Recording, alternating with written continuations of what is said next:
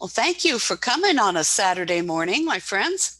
I am Joan Van Biesler, and I'm the director of Unitarian Universalist Justice Ohio, and I also work with the Ohio Voter Rights Coalition. And welcome, because today we're going to be talking about House Bill 294, sometimes known as the anti-voter legislation or anti-voter bill.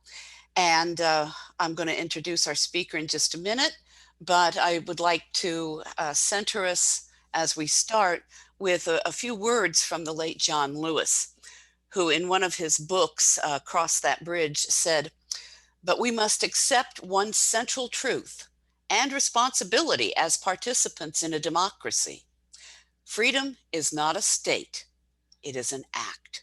It's not some enchanted garden perched high on a distant plateau where we can finally sit down and rest. Freedom is a continuous action that we all must take, and each generation must do its part to create an even more fair and more just society." And that is what we do when we vote, and that is why we're talking about voting today with Maria Bruno. Now, Maria is with the leadership group of the Ohio Voter Rights Coalition. And last election, she headed up Ohio Votes and will do so in the future, I'm sure. And her day job is as civic engagement coordinator and policy analyst for the Coalition on Homelessness and Housing in Ohio. That's COHIO. And so, Maria, I want to turn it over to you, and I will start to share your slides. Great, thank you. Yeah, so Joan already introduced me, but just a little bit background on Ohio Votes. That is a Get Out the Vote program statewide specifically for underserved Ohio voters. And that includes, people of color, low income folks, people with disabilities, really anyone that faces additional barriers to getting to the polls. That's who we target. So we're targeting low propensity voters. And so because of that, we tend to get a little bit more insight about some of the littler logistical things that happen, in the reality when people are voting. So next slide, please. So I'll go over the overview of the provisions, correcting some popular talking points, and then just get some reactions from you all and give you a summary of the timeline. So next slide, please. So throughout the presentation, I do my best to color code. It's really wonky. There's a lot of provisions. Sometimes you're not sure whether things are good or bad. So I did my best to, put everything that we think is at least good or at least not harmful. It might not be our exact preferred way of doing it, but that's fine. It's still a net good. Those are in green. Anything that's problematic is in red, and anything that's neutral is in blue. Next slide. So I'm not going to read them from this because I know they're small and a lot of text. The point of putting this information this way is for you to see the portions, the percentage of text that is red versus green versus blue. As you can see, there are a few green things, and those are the things that, in the media you'll hear, oh, it's not all bad. They're talking about things. But when it's, when you actually look at it holistically, it's still a lot of red. Next slide. So first, it changes accommodations to voters. Some of the primary ones that we noticed that come up, it limits curbside voting by only allowing people to utilize it if they physically are incapable of entering the polling location. It's unclear how that would be enforced, how that would be defined. And obviously we have concerns about people having to sort of medically justify and reveal personal information about themselves just to vote. So it also allows up to 3 drop boxes, but only at the early vote center and only for the last 10 days before the election. That is a significant decrease from previous years where they have had the duration of early voting, they've had the drop box out. And on top of that, you'll hear it called an expansion, and I'll mention that a little bit later in more detail, but it's important to note that there are boards of elections that would like to have more than that. This isn't like us trying to make a demand that is, unheard of to boards of elections. There are actual boards of elections that have requested to have more, and under this, they would not be allowed to. It also prohibits boards of elections from offsite collection of ballots, which means that could include nursing homes, jails, independent living facilities, and other common ballot collection sites. They tend to do, for those underserved voters, for those folks who are less mobile, they will go out of their way to, basically have sort of an offsite polling location at those different locations. And under this bill, they wouldn't be allowed to do that. That being said, we really aren't sure whether that was intentional or if that was just sort of, sloppy language that ended up having that effect. So we know that the boards of elections are in discussion with the people who are sponsoring this bill. Hopefully they will get them to, fix that provision so that that is not prohibited anymore, but we'll see. Next slide, please. So you're going to hear a lot about automated voter registration that comes from this bill. And it's not inaccurate to say that, but it's not necessarily what, they're presenting it to be. So basically, you have always for a long time been able to register to vote while you're going to the BMV. This would make it so that if you, sorry, my cat just jumped up. If you register to vote, or I'm sorry, if you get update your license address, they will then update your registration to vote automatically unless you opt out of that. And so that the difference is that would all like kind of automatically happen rather than them affirmatively asking you, do you want to register to vote at that address? So that is good. It's just not the best case scenario. Best practice is to have an opt-out system. So you're actually like just registering people to vote, and then you give them the opportunity to not take advantage of that if they'd rather not. That's just preferred because it catches more people. But this is, again, not bad. Next slide. Another good change, online ballot request options. This is great. It adds, one more additional way for you to take advantage of mail-in voting. But it also requires a photo ID because it requires that you have an Ohio license or Ohio ID card. And there's really no reason, like for security's sake, that that's necessary. And so it really just has the effect of prohibiting, certain people from being able to use it. And, especially, you have to think about out-of-state college students. You have to think about people who registered to vote, and then it's been 20 years. So they had an ID when they registered, but they have, now only have an expired ID. So this is something that we think that unnecessary caveat will accidentally or intentionally deter some folks from being able to vote. Digital ID copies. So right now, I know people think of like your license or ID as the form of identification that you take to the polls, but there are a lot of different IDs that actually are accepted, like utility bills, correspondence from the government other than your voter registration form. Really, pieces of mail from, legitimate confirmed sources that have your name and address and are official mail. Those count. A lot of people have e-bills and stuff now, though. So it was kind of ambiguous whether people could pull it up on their phone and have that count as an ID. This clarifies that is okay, which is great. But for whatever reason, and again, I don't know if this is intentional or not all of the accepted paper forms of ID are allowed to be digital forms of ID under the list because they list them out and some of them are missing. So, it'd be great if that was just all inclusive to cover all mail that would be eligible. Next slide. It cuts down important voter access time. So it moves the deadline to request the absentee ballot up. It ultimately would give people a whole week, 7 days fewer to take advantage of requesting an absentee ballot. That also, in conjunction with the limitation on the use of ballot box only 10 days before, has the effect of eliminating ballot boxes for absentee ballot requests. It's, again, a great example of being surgical and sneaky because, maybe you wouldn't overlay those together, but when you do, that's the impact. And I will concede that it is a tight timeline, but it works for most people. In 2020, even in 2020, when everything was crazy, we were in the pandemic.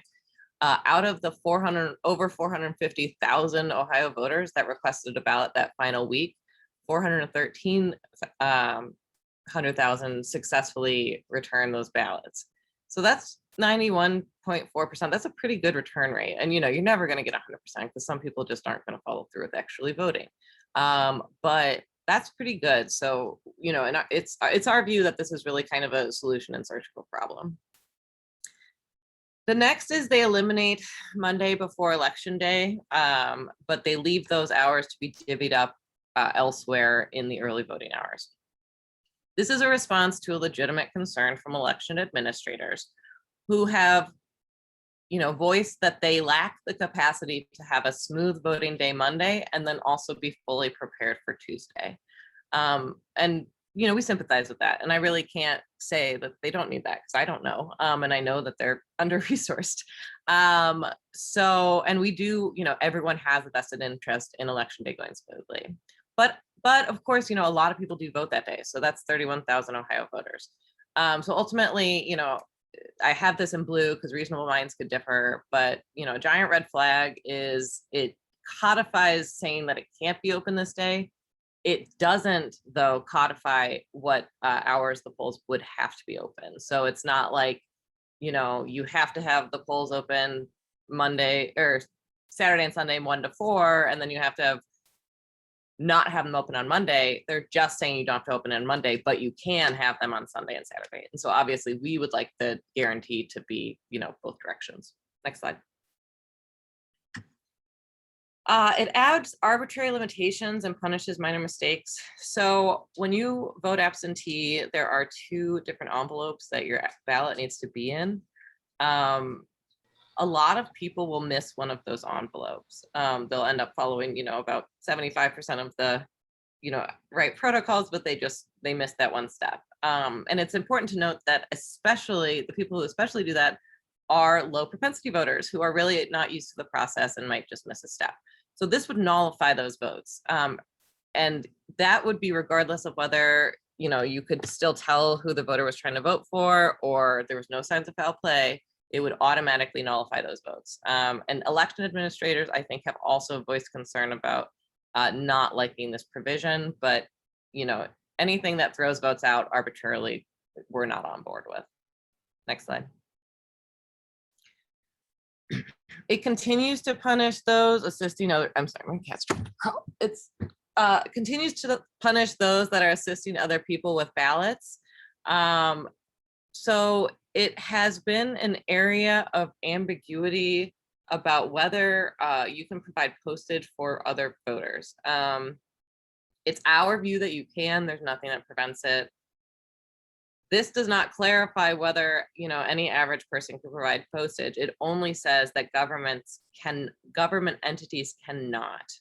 So it would preclude the boards of election or another government entity from paying for postage. And that would, if the Secretary of State wanted to provide postage, they would have to get prior legislative approval. And it also still keeps turning in someone else's ballots a crime. So you'll often hear this as labeled as ballot harvesting. It's kind of become a dirty word. All that means is turning in a ballot for someone else. And that can be a neighbor, a neighbor turning in their elderly neighbor's ballot. That is a felony. And that continues to be a ridiculous law. And so it is not changed. And in fact, earlier provisions we had heard made it even harsher, but I think at this point it's just the same level, but it's a felony to turn in someone other than, immediate family member's ballot. And another thing to note about the silliness of this, an immediate family member, a grandparent can turn a ballot in for a grandson or daughter. A grandchild cannot turn in a ballot for a grandparent, just because that's how it's written. So it's just kind of a emphasize on the arbitrary and kind of silliness of it. Next slide. So this is just kind of a flow chart of our voters, low propensity voters, low resource voters, they often won't have one of these things. And so it's important to know what the limitations to access all of these different mail-in ballot options are to someone who might not have a printer, might not have a stamp, or might not have an ID. And you need at least one of them to take advantage of any one of these options. And you'll note usually you need at least two of those things. And so that, just can be really prohibitive for people who lack resources. Next slide.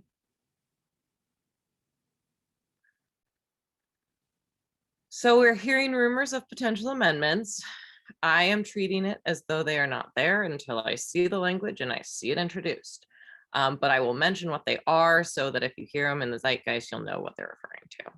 So during Seitz's proponent or sponsor testimony, he indicated that they would expand the types of ID in digital form to include all of the paper IDs. So I mentioned that, it was currently was an incomplete list.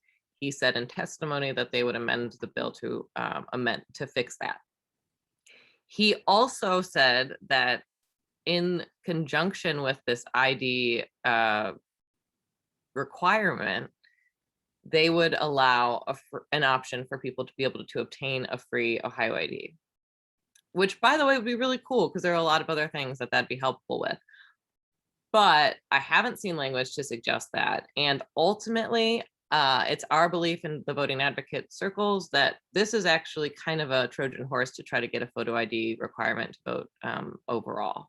Now that because the biggest argument, I guess, against that was it costs money, and that sort of makes it an inherent poll tax. But if it doesn't cost money and it's just super inconvenient, they might try to move to that form of ID.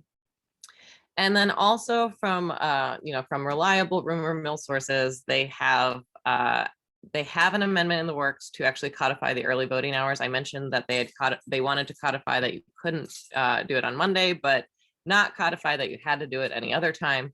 This would rectify that and also codify when you have to. It also interestingly though, prohibits election hours on legal holidays, which it says early elections, so we're not worried about the possibility of like election day becoming a holiday and that conflicting, but it might sometimes include Columbus Day. And then it also, another amendment that we have heard about mandates that rather than permits boards of elections to process absentee voters' ballots before they count those other the day of ballots. I have a typo there. That's actually really good and really important. That's kind of what we saw in Pennsylvania and some of those states that wait until after they count the election day ballots to count the absentee. That can dramatically swing the results of an election and also give people, a false sense of something unusual went on. And so this would require, so currently most sort of the general practice that we know of is that boards of elections will count those ballots ahead of time. And so they won't release the results, but they'll count them ahead of time. And then you'll have election day voting, and then they will release all of those results at 8:30 or whatever they get the first round out. So this would just require them to have to do that, and that's a good thing. Next slide.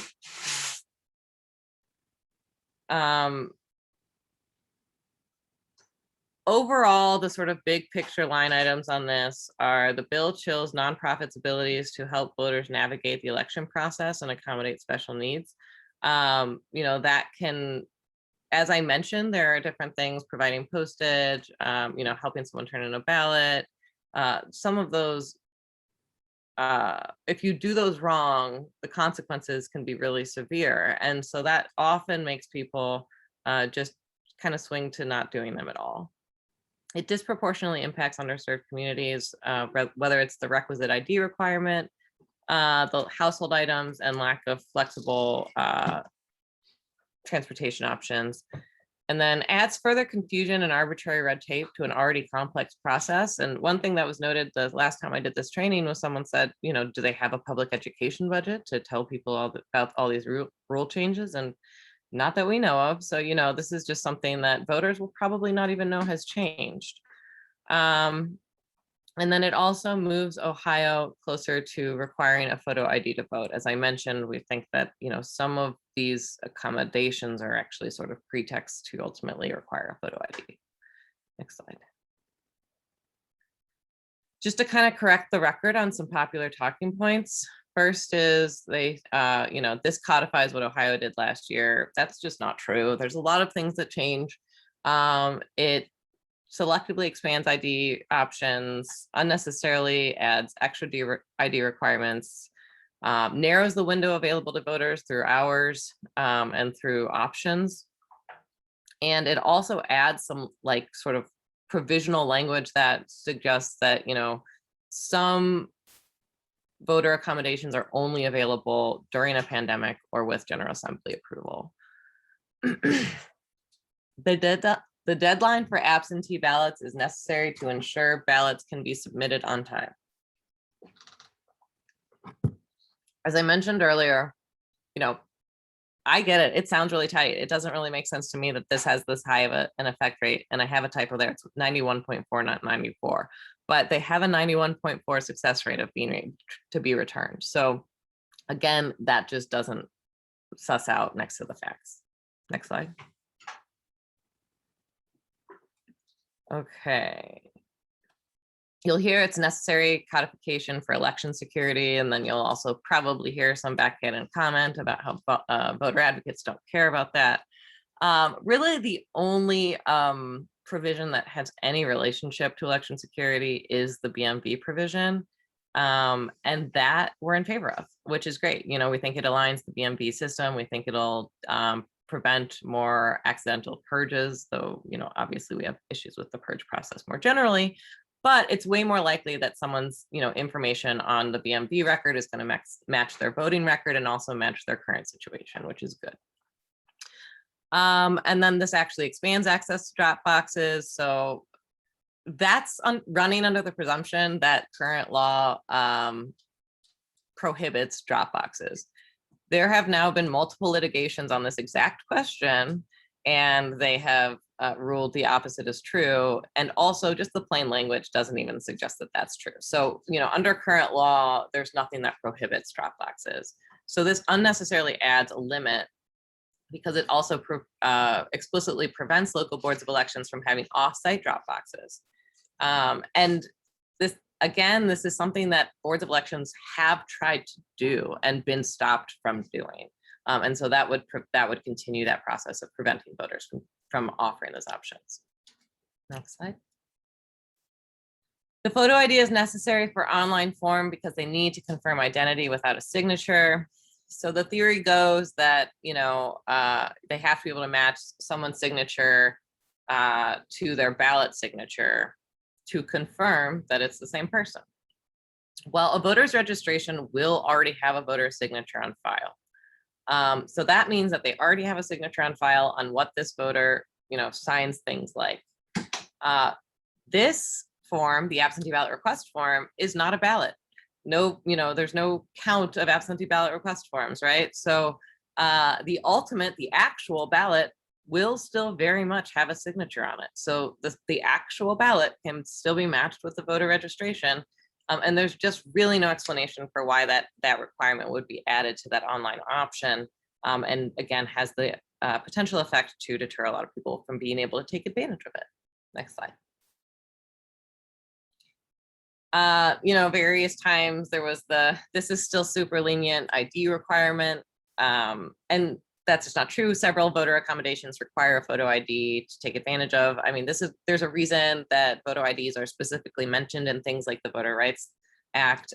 You know, it's a really sort of specifically known to be a barrier to voter access. And in many cases in this law, that comes up as the only option. This bill makes it easier to vote, harder to cheat. It's a cute line, but that's not true.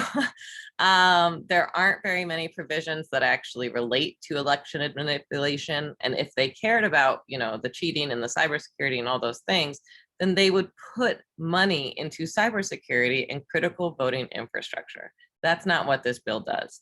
It's simply a way to cut back access to the polls, and it's arbitrary And it also, I don't know how they've succeeded in getting away with saying that helping someone vote is an inherently insidious act.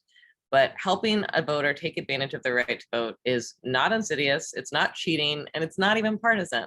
It's something that is just, a service to our community. Next slide.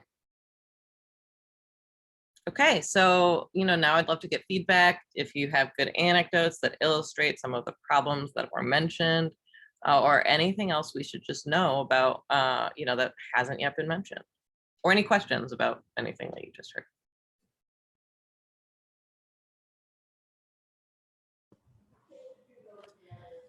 Maria, I had a question. This is Elizabeth.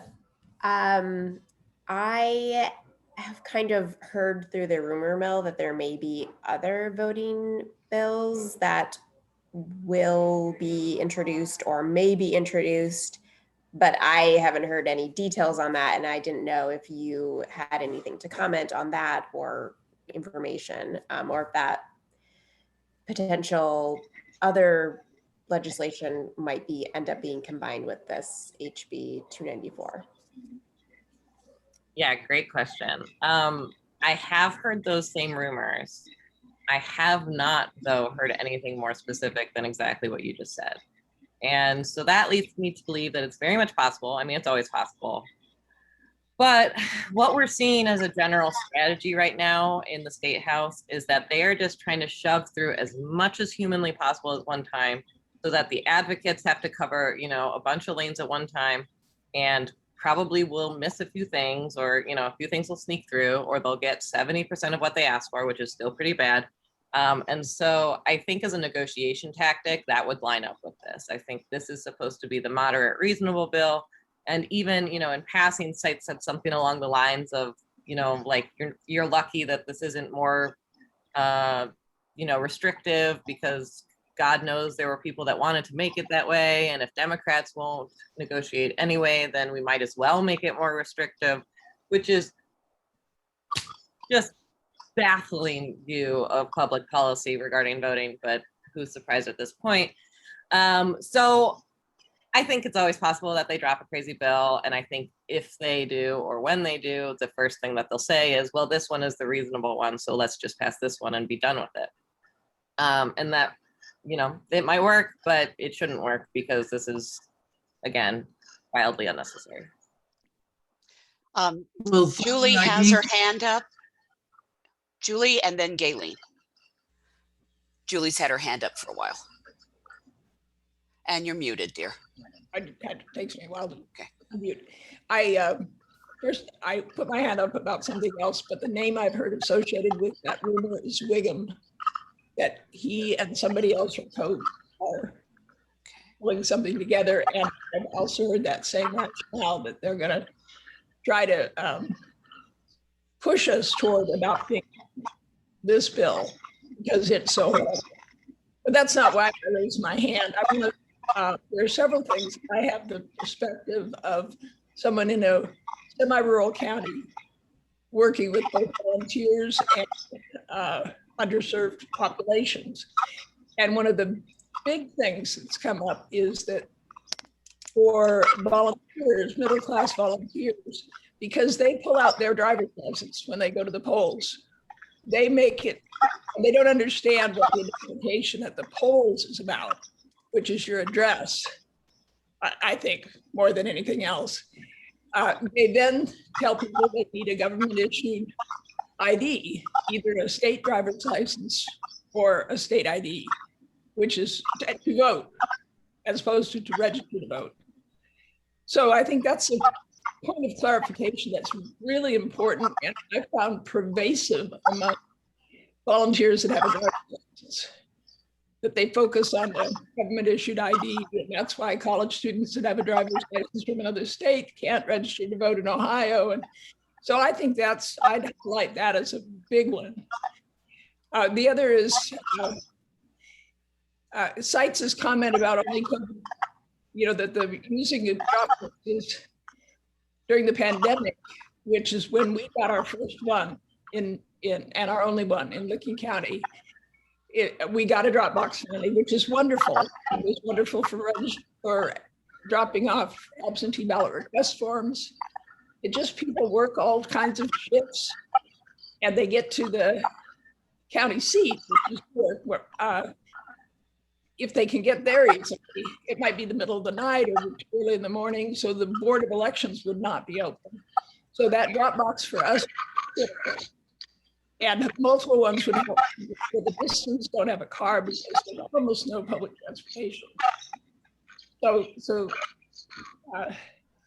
But when sites says that Dropboxes were only used during the pandemic by COVID cowards, that resonates with a lot of people, that because in my county, Republicans mostly, but because they associate our only experience with Dropboxes with the pandemic, and that they think some people will not need them because they love voting on election day, and these middle-class people have no trouble voting on election day. So that's another one that I would really pull out. The other is a question about the BMV. You mentioned updating your address if you're already registered being automated, and that's a great thing.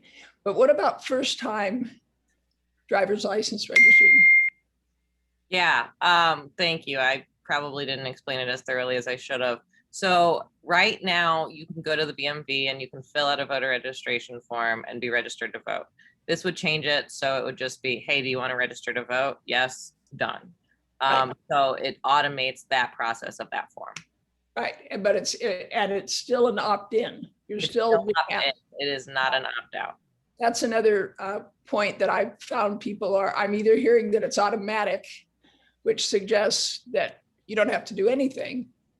Anyway, I think that's another point that's just generally probably helpful to hammer home, because again, a lot of the people that tend not to vote are, for instance, students from another state who don't think about registering to vote until it's too late, you know, because they're students.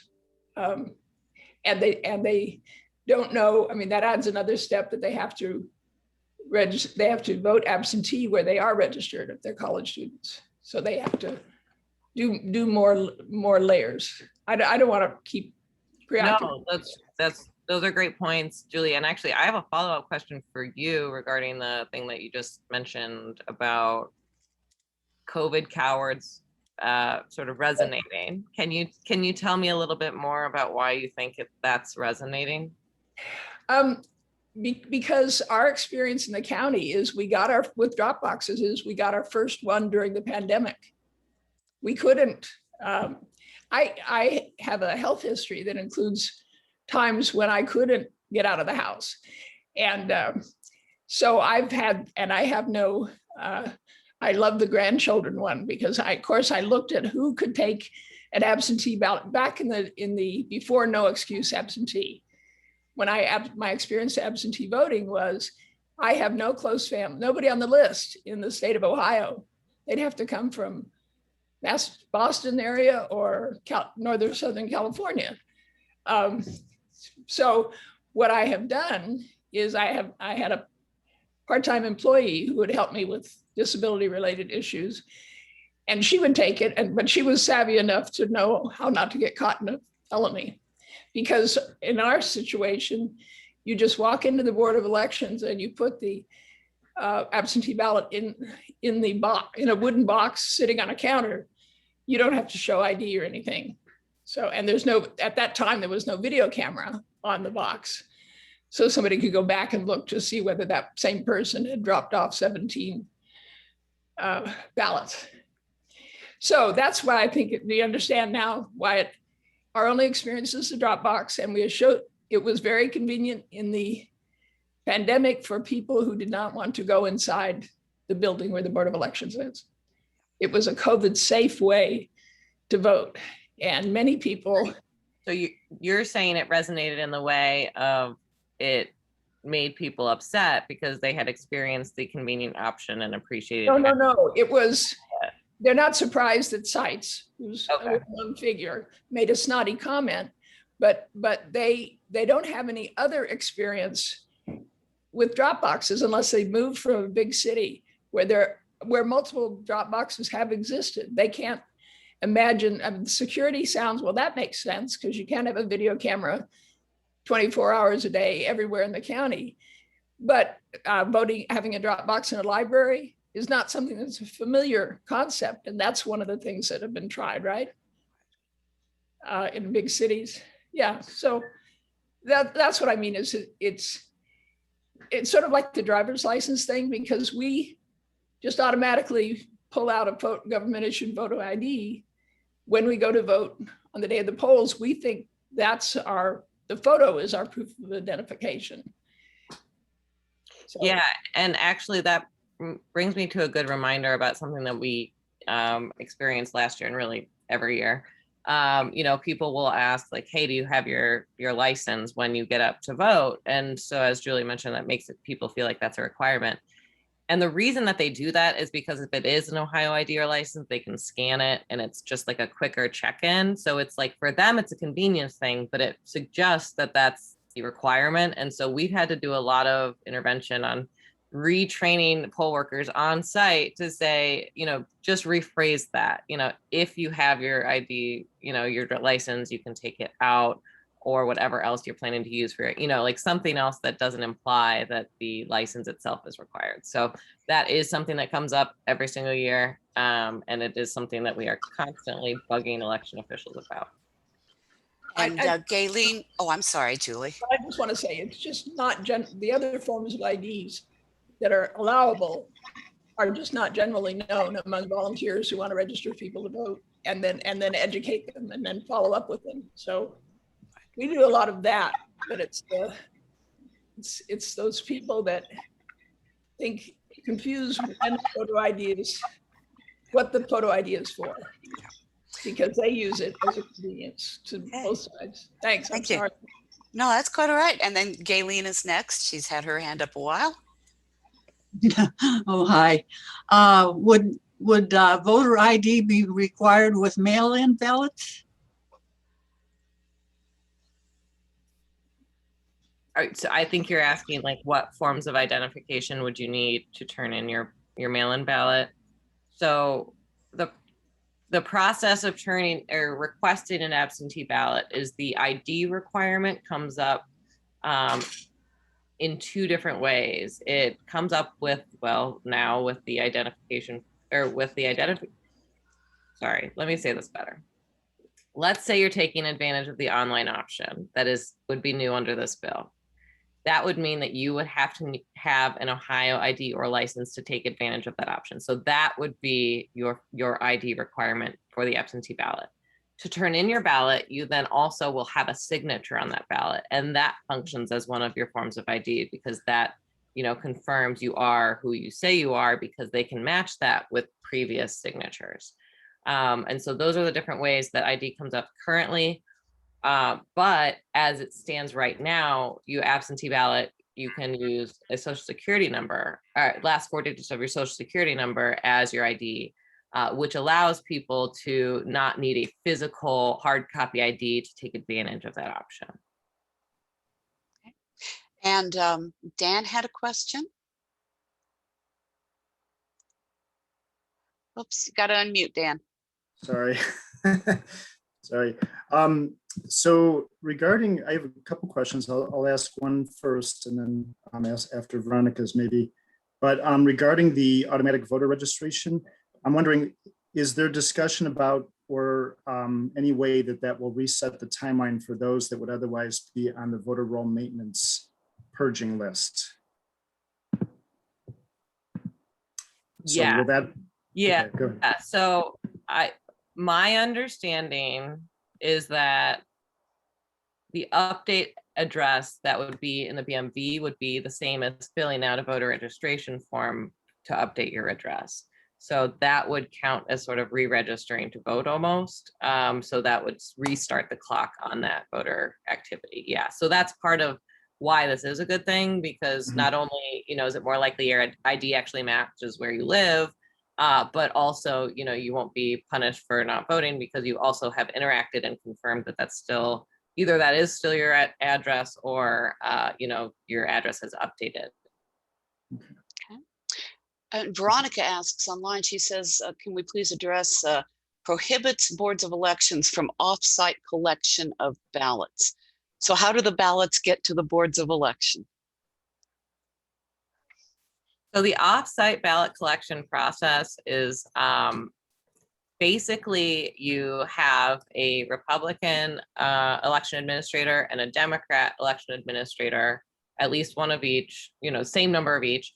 They go in, they set up like kind of, a voting machine and sort of a voter spot, have a voting day, and then they leave and they take those ballots back to the election office. So the voters are still handing their ballots directly to election administrators. So it's not, it's not like some free for all, like, if you want a voting site, raise your hand.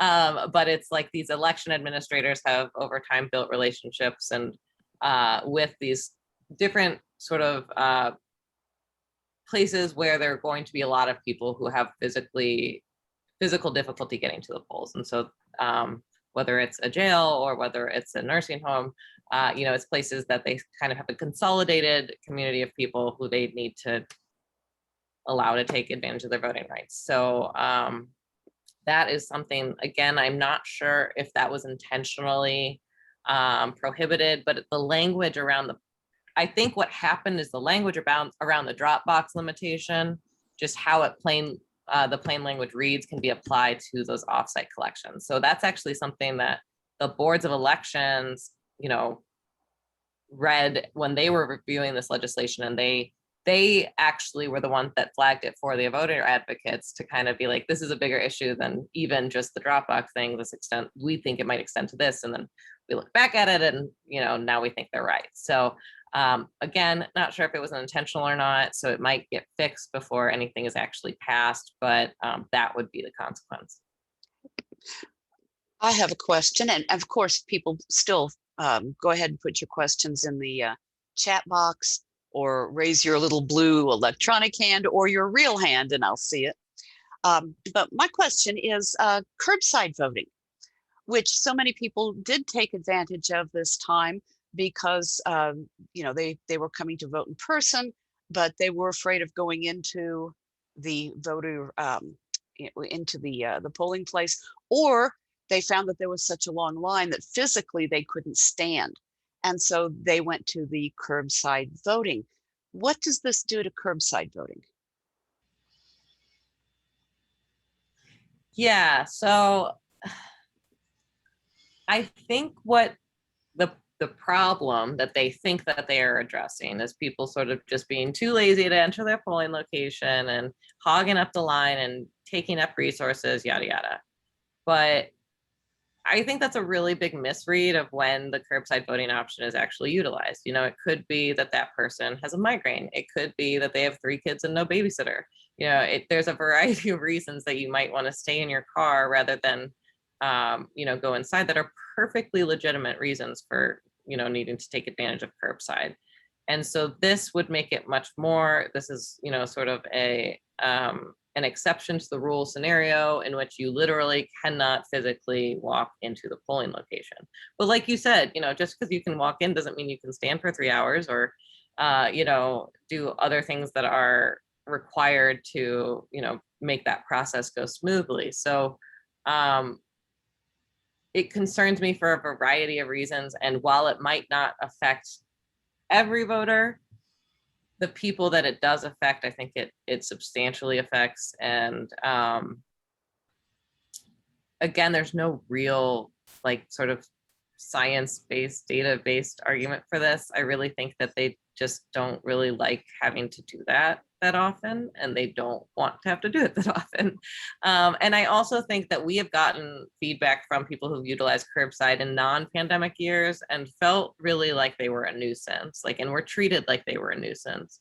And in fact, one thing that is difficult is, even if they want to take advantage of that option, they need to have someone with them who actually goes inside the polling places and let them know that there's someone outside waiting to use that option. So it's not like it's something that's just like a station set up.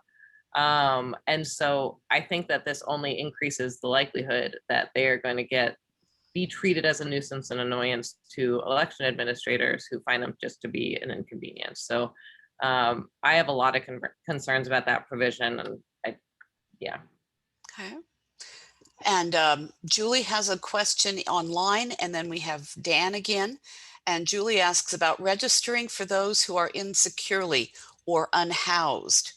And she notes in Licking County. Yes. Advice from our Board of Election. So I and Susan Haas, who lives near Zanesville in Licking County, in Muskego County, both have done a lot of work on what address to use and what identification to use for people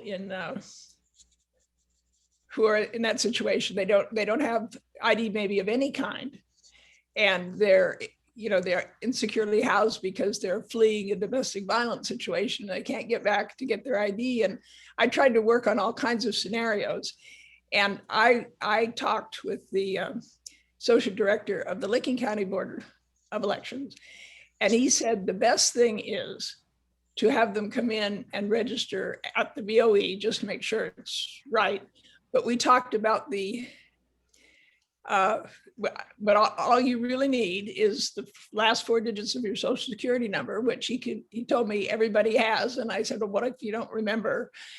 This was specifically preparing for people who are in recovery or anticipating recovery, and voting is a big part of becoming a citizen in the world again.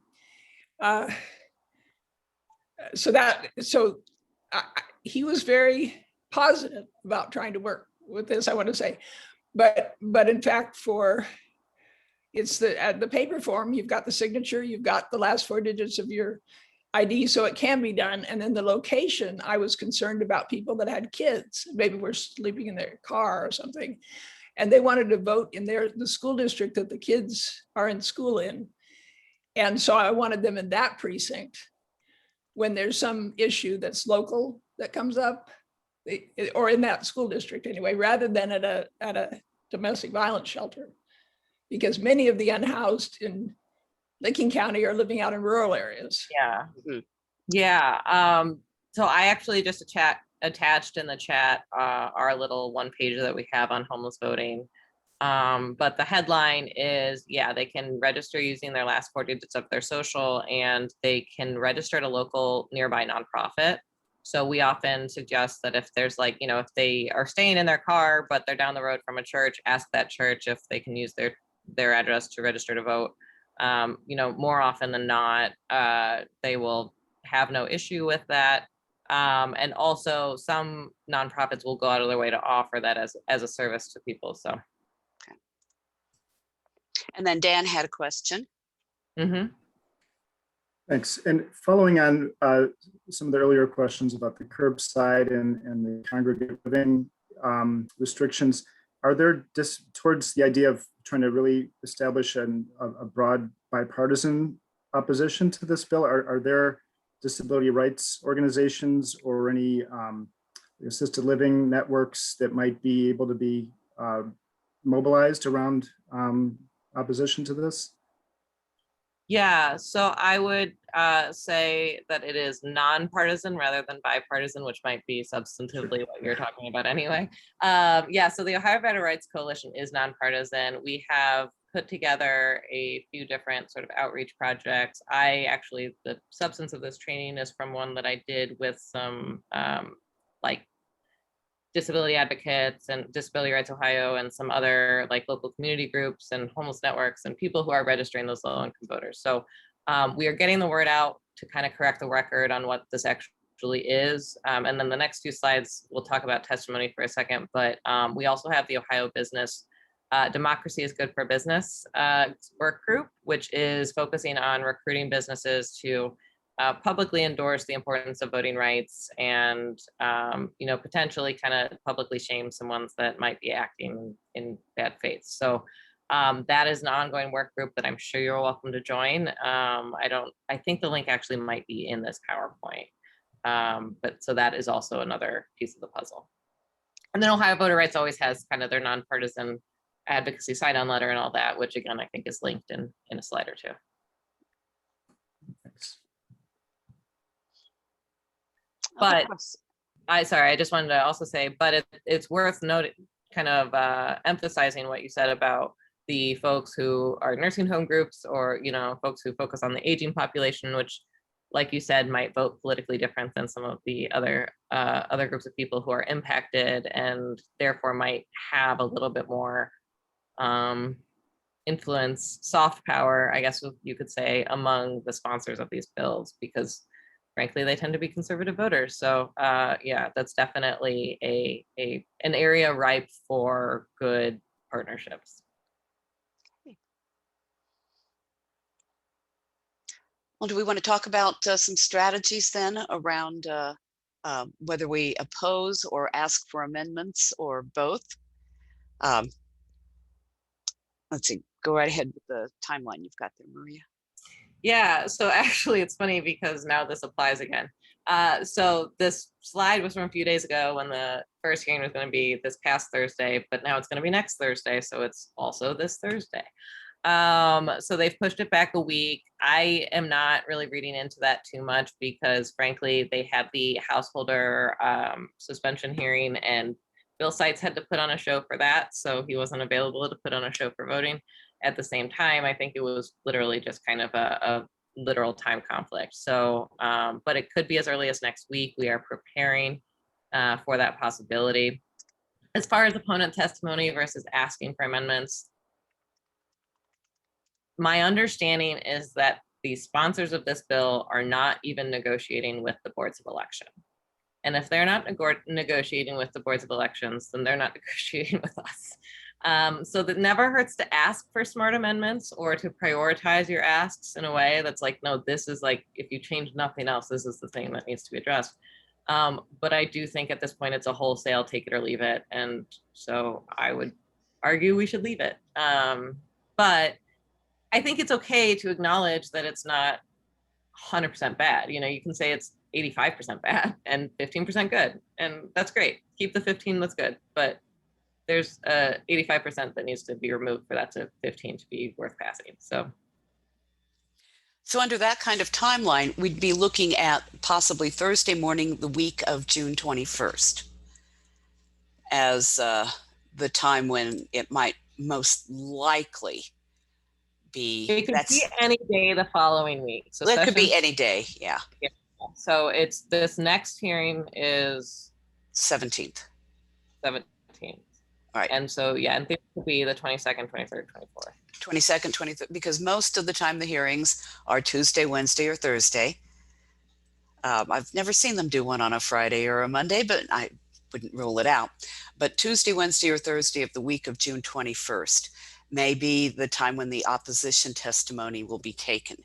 And as soon as we hear about that and we have that schedule and I have a submittal sheet, then I'll be sending that out to everybody who registered for this this webinar, as well as another couple of larger lists of folk who want to send in opposition testimony in writing. But I will say that the strongest thing we can possibly do is to show up in person and testify, because we already know that the sponsor, bless his soul, and some others really don't pay attention when it's in writing. They really only want to hear people when they show up in person, and have said that, and they've said that. So this is for those of you who are able to show up in person. They do it safely. They do have waiting rooms. They do have seating in the hallway that they'll call you in. But if you're able to make it in person, that carries a lot more weight. And while, you know, this first proponent testimony will not be when we testify, but it certainly, here's the thing, you know, we're about 2 weeks out from the end of session period till the summer. And if we can get them to not pass this out of committee until the summer, we have 3 more months to, you know, message, to inform the public, get the word out about this bill. And even if it does get pushed through before summer, it still has to go through the Senate in the fall. So we'll still have the summer but we'll have just, you know, a slimmer target list of legislators. But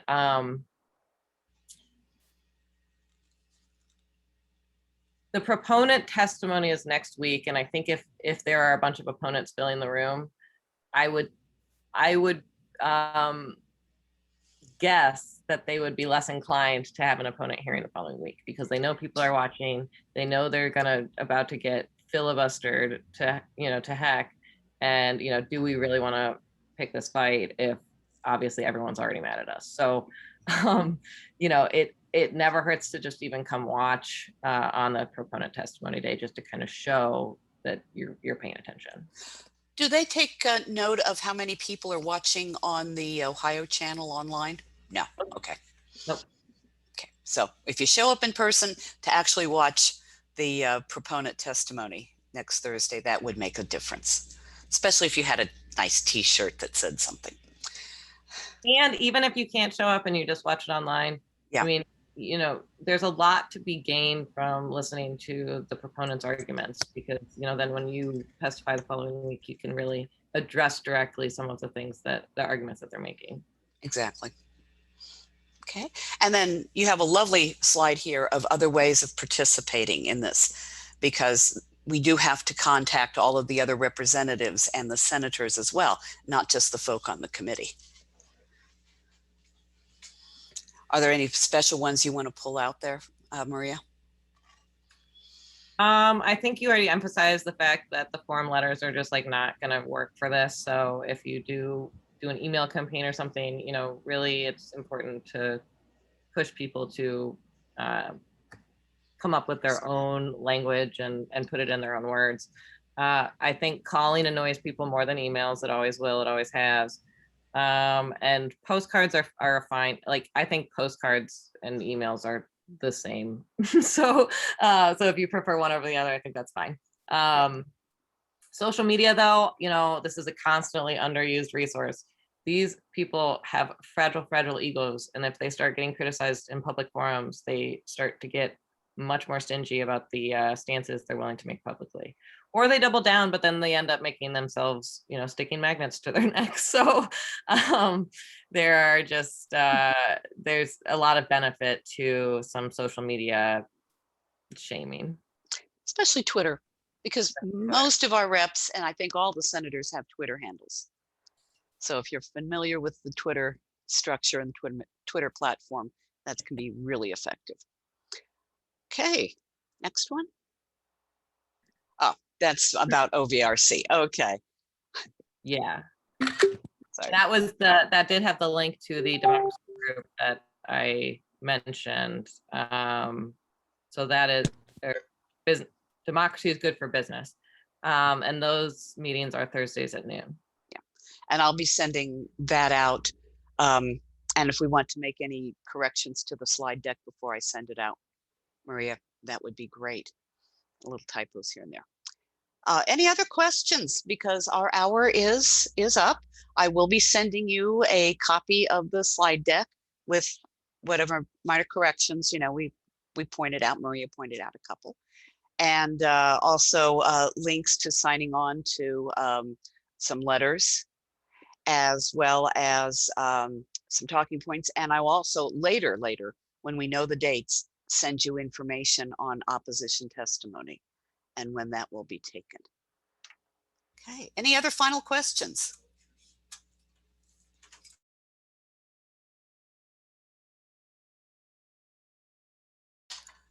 Well, if not, then let me close us out with another statement from John Lewis.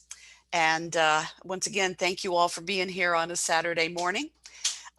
John Lewis said that nothing can stop the power of a committed and determined people to make a difference in our society. Why? Because human beings are the most dynamic link to the divine on this planet. So thank you for being a link to the divine.